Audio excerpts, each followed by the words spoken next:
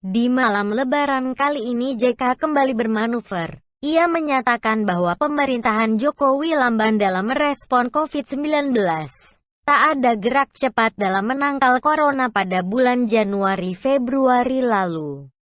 Jokowi telah membuang waktu emas selama 2 bulan. JK bercerita bahwa ia telah meminta waktu bertemu Presiden Jokowi pada Februari lalu untuk membicarakan bahaya COVID-19. Namun pertemuan itu tertunda, baru terlaksana setelah pengumuman kasus COVID-19 pertama pada tanggal 2 Maret. Tidak ada waktu untuk menyampaikan konseran ini. Kita masih berdebat pada Januari-Februari. Ini penting tidak penting, menganggap enteng. 2 bulan kita kehilangan waktu, kata JK dalam diskusi virtual bersama Tempo hari ini, Sabtu tanggal 23 Mei. Pernyataan JK itu jelas menghentak publik. Beberapa pertanyaan muncul. Mengapa JK tidak menggunakan sambungan langsung ke istana untuk berbicara dari hati ke hati dengan Jokowi? Mengapa JK menguak kegagalan pertemuannya dengan Jokowi pada bulan Februari lalu di muka umum?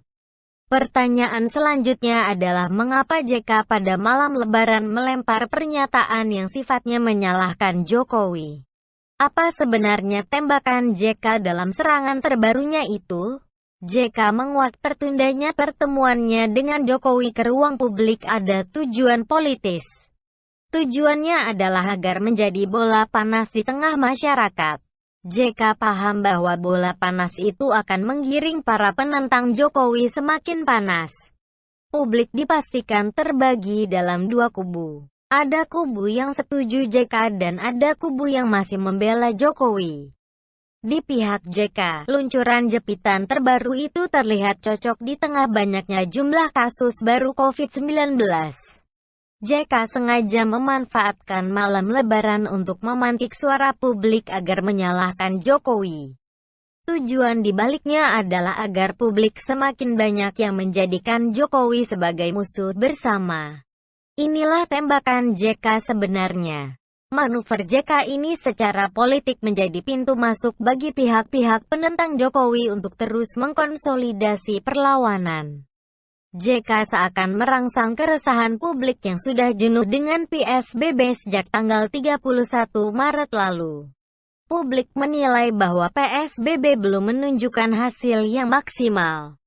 Gugus tugas melaporkan korban COVID-19 meningkat dari hari ke hari. JK tentu membaca kenyataan di lapangan. Ia paham bahwa ada pernyataan sesama menteri saling tabrakan satu sama lain.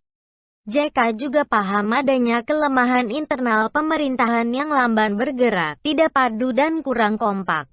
JK mungkin tidak sabar dan kurang memahami strategi tarik ulur pelaksanaan PSBB ala Luhut.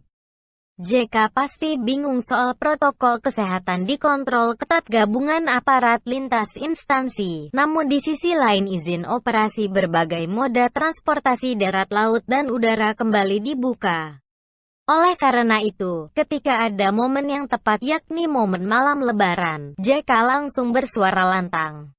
Ia berkelebat menyambar dan menentang pernyataan Jokowi untuk berdamai dengan corona. JK tidak berhenti sampai di situ. JK menyambung kritikannya soal lambannya Jokowi bergerak cepat menangani corona dan menyia-nyiakan waktu emas selama 2 bulan.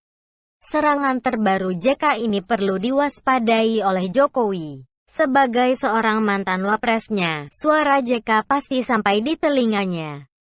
Namun Jokowi diharapkan tetap tenang seperti yang diperlihatkannya selama ini. Jokowi tidak perlu reaktif atas serangan terbaru JK itu. Di sisi lain, Jokowi perlu melihat serangan JK ini secara proporsional. Jokowi perlu menjadikannya sebagai bahan masukan yang berharga atau sebagai warning agar lebih berhati-hati terutama kepada para menterinya.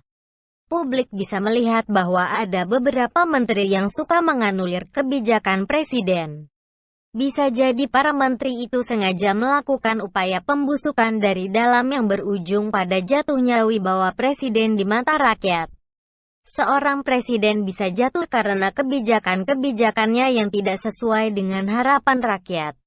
Di tengah-tengah pandemi COVID-19 ini, Jokowi perlu meningkatkan kewaspadaan pada perilaku yang ditunjukkan oleh orang-orang dekatnya dan para pembantunya. Kemungkinan ada yang memancing di air keruh, ada berutus di istana. Kritikan JK walaupun pahit perlu dijadikan bahan introspeksi diri oleh Jokowi dengan cara meluruskan cara kerja para menterinya.